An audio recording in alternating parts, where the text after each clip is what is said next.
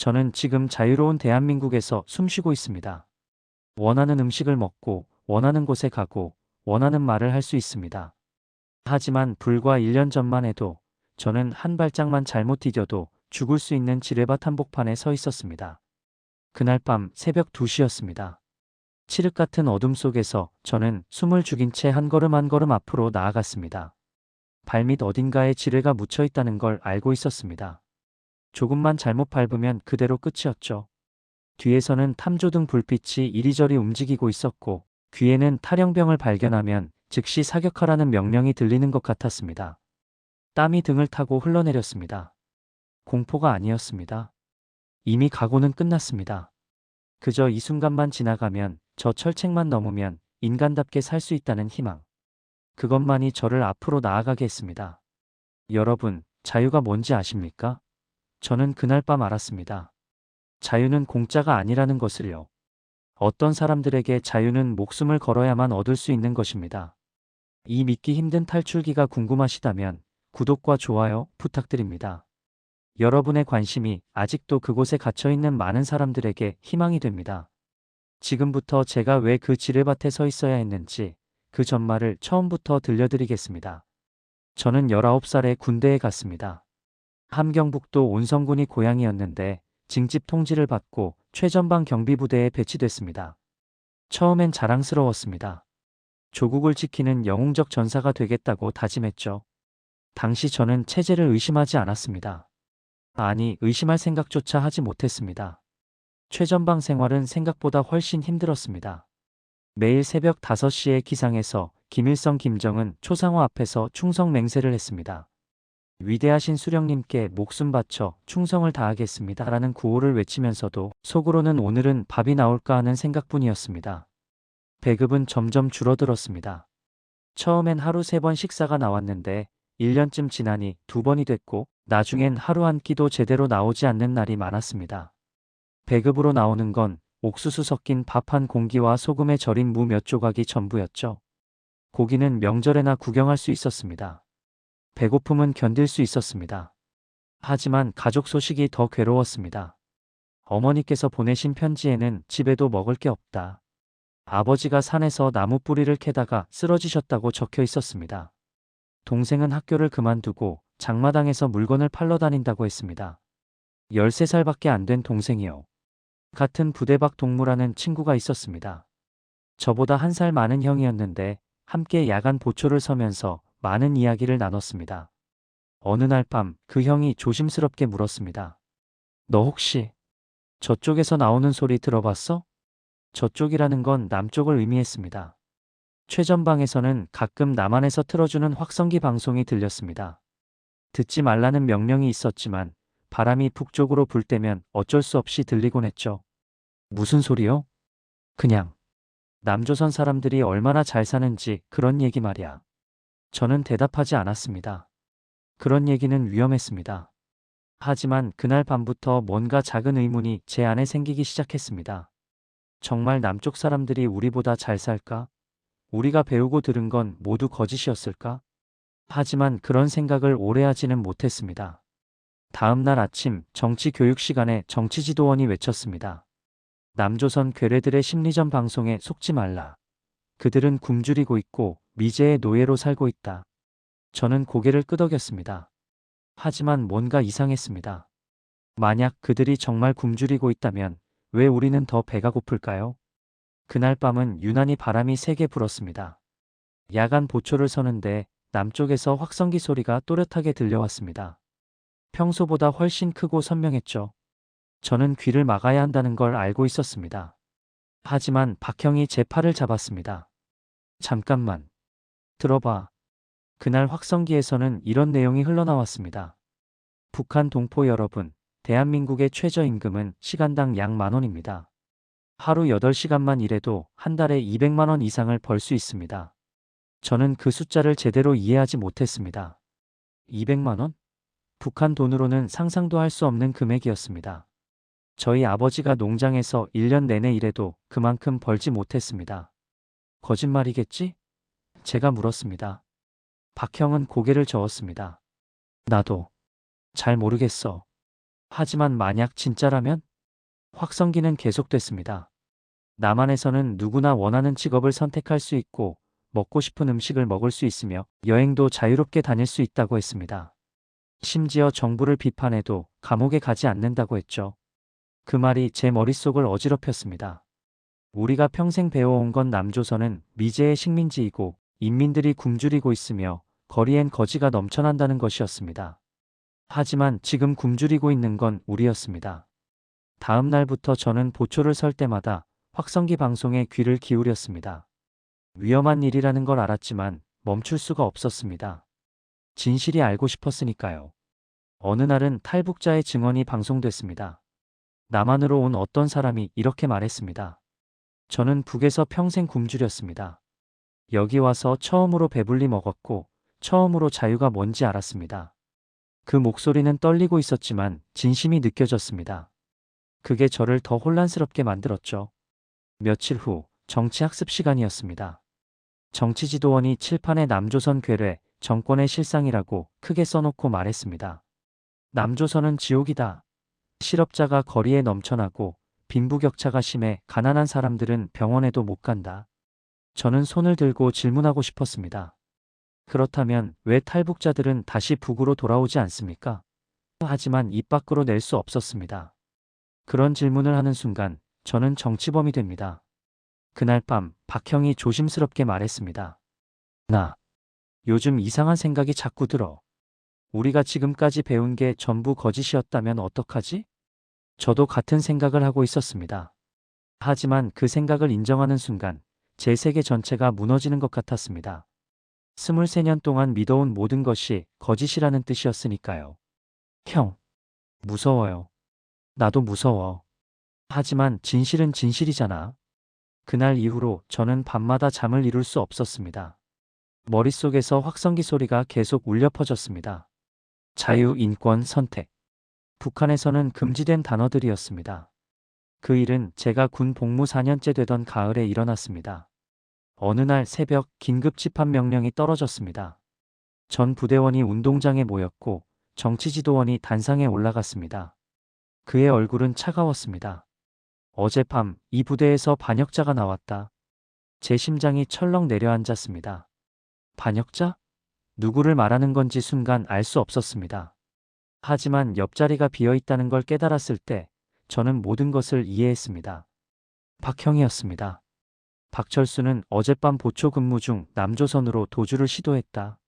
하지만 우리의 경계병들이 즉시 발견하여 사살했다. 그 말을 듣는 순간 주변이 빙빙 도는 것 같았습니다. 박형이 죽었다고? 탈출을 시도했다고? 이것이 반역자의 최후다. 조국을 배신하는 자는 이렇게 된다는 걸 똑똑히 기억하라.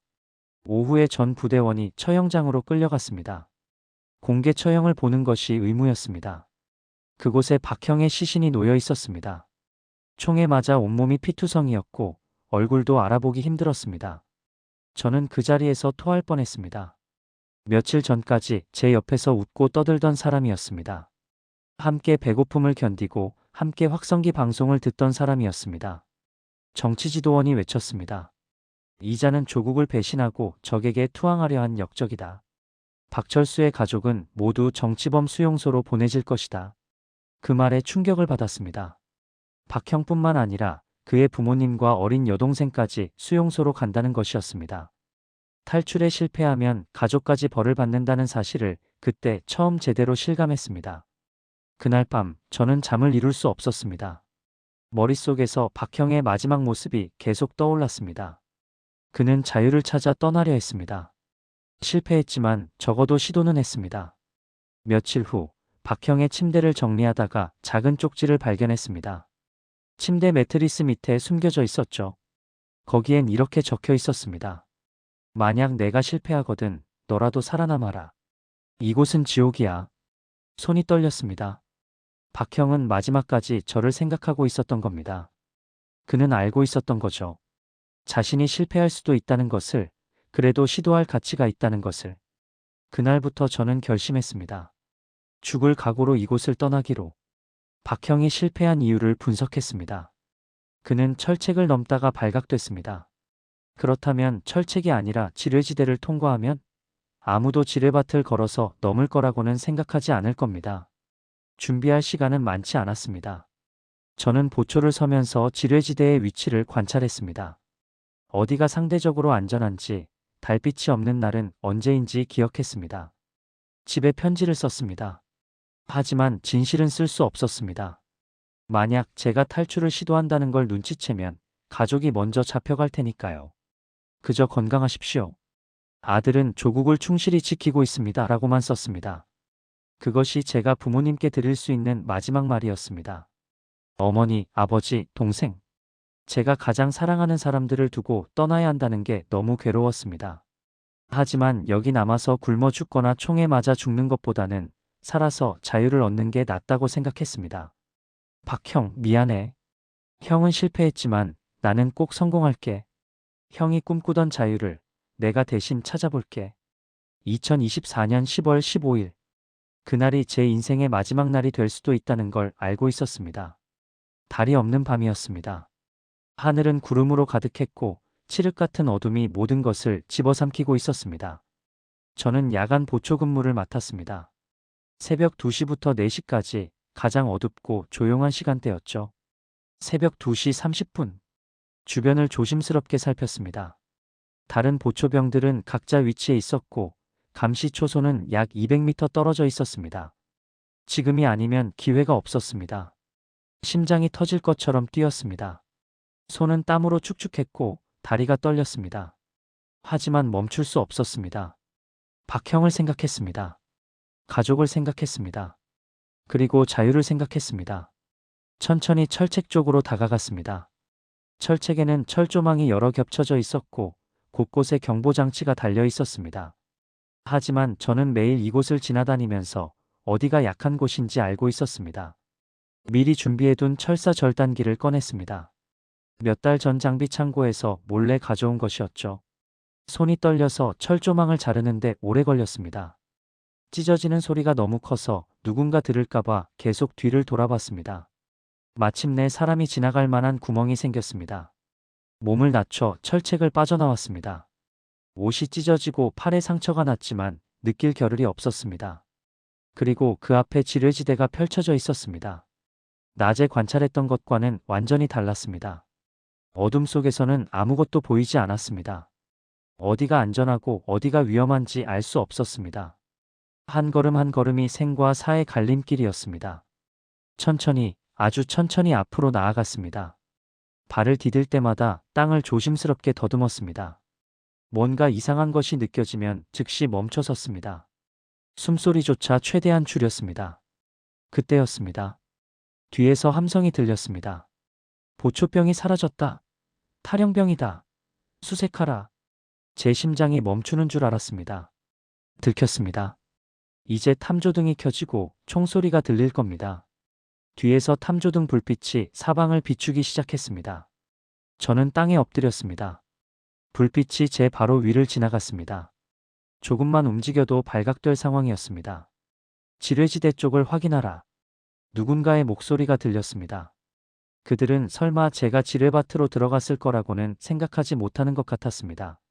미친놈이 아닌 이상 지뢰밭을 걸어서 넘을 리 없으니까요. 맞습니다. 저는 미쳤습니다. 자유를 향한 미친 갈망으로 가득 차 있었습니다. 탐조등이 다른 방향으로 돌아갔습니다. 다시 일어나서 앞으로 나아갔습니다. 한 발 또 한 발. 제 뒤에서는 계속 함성과 고함이 들렸지만 저는 멈추지 않았습니다. 시간이 얼마나 지났는지 모릅니다. 10분이었을까요? 30분이었을까요? 영원처럼 느껴졌습니다. 온몸이 땀으로 젖었고 다리는 후들거렸습니다. 그리고 마침내 저 멀리 남쪽 철책이 보였습니다. 거의 다 왔습니다. 조금만 더 가면 자유입니다. 박형, 보고 있어? 나 지금 형이 가지 못한 곳까지 왔어. 조금만 더 가면 성공이야. 발이 뭔가를 밟았습니다. 딱딱한 금속 느낌이었습니다. 지뢰였습니다. 발밑에서 딸깍 소리가 났습니다. 지뢰의 압력 스위치를 밟은 것입니다. 모든 것이 슬로우 모션처럼 느껴졌습니다. 이제 발을 떼는 순간 폭발할 겁니다. 이렇게 끝나는 건가? 자유를 눈앞에 두고 이렇게 죽는 건가? 머릿속이 하얘졌습니다. 하지만 이상하게도 두렵지 않았습니다. 오히려 평온했습니다. 적어도 저는 시도했습니다. 박형처럼 자유를 향해 한 걸음 내디뎠습니다. 그런데 폭발이 일어나지 않았습니다. 10초가 지났습니다. 20초가 지났습니다. 아무 일도 일어나지 않았습니다. 불발탄이었던 겁니다. 오랜 세월 땅속에 묻혀있던 지뢰가 작동하지 않은 것이죠. 살았습니다. 기적적으로 살아남았습니다. 몸이 후들후들 떨렸습니다. 그제야 공포가 밀려왔습니다. 조금만 운이 나빴어도 지금 저는 사라지고 없었을 겁니다. 하지만 멈출 수 없었습니다. 아직 끝나지 않았으니까요. 천천히 발을 떼고 다시 앞으로 나아갔습니다. 더 이상 지뢰를 밟지 않도록 훨씬 더 조심스럽게 움직였습니다. 한 걸음, 또 한 걸음. 제 뒤에서는 여전히 수색하는 소리가 들렸지만 점점 멀어지고 있었습니다. 그리고 드디어 남쪽 철책에 도달했습니다. 철책 너머로 초소가 보였습니다. 불빛이 켜져 있었고 움직이는 그림자가 보였습니다. 남한 군인들이었습니다. 저는 철책 앞에 섰습니다. 이제 어떻게 해야 할까요? 그냥 소리를 지르면 될까요? 아니면 철책을 넘어야 할까요? 심호흡을 했습니다. 그리고 있는 힘껏 외쳤습니다. 여기 사람 있습니다. 북한 군인입니다. 귀순하고 싶습니다. 순간 초소에서 불빛이 확 켜졌습니다. 탐조등이 제게로 향했고 여러 명의 군인이 총을 겨누고 나왔습니다. 움직이지 마. 손을 들어. 저는 두 손을 머리 위로 높이 들었습니다.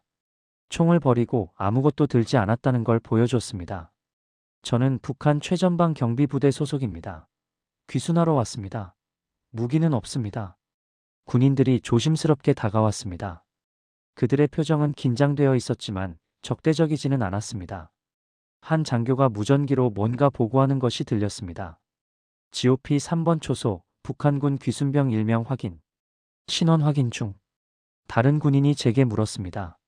지뢰지대를 어떻게 통과했습니까? 걸어서 왔습니다. 군인들이 서로 놀란 표정으로 쳐다봤습니다. 누가 지뢰밭을 걸어서 넘는단 말입니까? 하지만 저는 해냈습니다. 철책문이 열렸습니다. 군인 2명이 저를 부축해서 안으로 데려갔습니다. 그 순간 제 다리에 힘이 풀렸습니다. 그대로 주저앉았습니다. 괜찮습니까? 군인이 물었습니다. 저는 고개를 끄덕였습니다. 괜찮았습니다. 살아있었으니까요. 자유 대한민국 땅에 있었으니까요. 초소 안으로 들어가자 따뜻한 공기가 느껴졌습니다. 난방이 켜져 있었습니다. 북한에서는 겨울에도 난방이 없어서 얼어 죽는 줄 알았는데 여기는 달랐습니다. 한 군인이 물과 초콜릿을 건넸습니다. 드세요. 많이 힘드셨죠? 저는 떨리는 손으로 물병을 받았습니다. 물을 마시는데 눈물이 났습니다. 이게 진짜일까요? 제가 정말 자유를 얻은 걸까요? 창밖을 보니 동쪽 하늘이 밝아오고 있었습니다. 새벽이었습니다. 긴 밤이 끝나고 있었습니다. 박형, 봤어? 나 해냈어. 형이 꿈꾸던 그곳에 왔어. 미안해, 형. 그리고 고마워. GOP 초소에서 몇 시간 후, 저는 헬기에 실려 어딘가로 이동했습니다. 합동신문센터라는 곳이었습니다. 처음엔 두려웠습니다. 조사를 받는다는 게 북한에서는 곧 고문을 의미했으니까요. 하지만 여기는 달랐습니다. 조사관들은 정중했고 밥도 제때 나왔으며 잠잘 곳도 따뜻했습니다. 긴장하지 마세요. 우리는 당신을 의심하는 게 아닙니다. 다만 신원을 확인하고 당신이 안전하게 정착할 수 있도록 돕기 위한 절차입니다. 조사관이 말했습니다. 북한에서라면 상상도 할 수 없는 말이었죠. 저는 북한에서의 생활, 군 복무, 탈출 과정을 상세히 설명했습니다. 며칠 동안 계속된 조사였지만 고통스럽지 않았습니다. 오히려 제 이야기를 진심으로 들어주는 사람이 있다는 게 신기했습니다. 한 달 후, 저는 하나원으로 옮겨졌습니다. 탈북자들이 한국 생활을 배우는 곳이었습니다. 첫날부터 충격의 연속이었습니다. 수도꼭지만 틀면 물이 나왔고, 전기는 24시간 내내 켜져 있었습니다. 화장실은 깨끗했고, 식당에는 먹고 싶은 만큼 음식이 있었습니다. 이게 진짜입니까?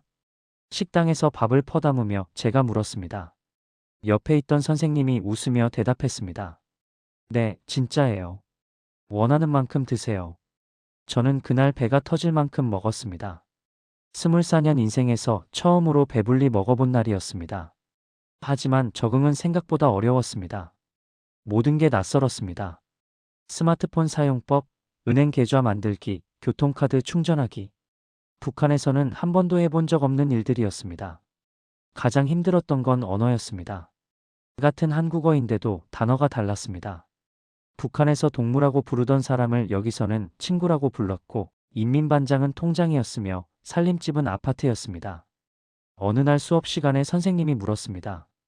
여러분, 한국에 와서 가장 놀란 게 뭔가요? 한 탈북자가 대답했습니다. 쓰레기통이요. 길거리에 쓰레기통이 이렇게 많은지 몰랐어요. 다른 사람이 말했습니다. 저는 슈퍼마켓이요. 물건이 이렇게 많은 줄 몰랐어요. 제 차례가 왔습니다. 저는 자유요. 아무 말이나 해도 잡혀가지 않는다는 게 아직도 믿기지 않아요. 교실이 조용해졌습니다. 모두가 고개를 끄덕였습니다. 우리는 모두 같은 경험을 한 사람들이었습니다.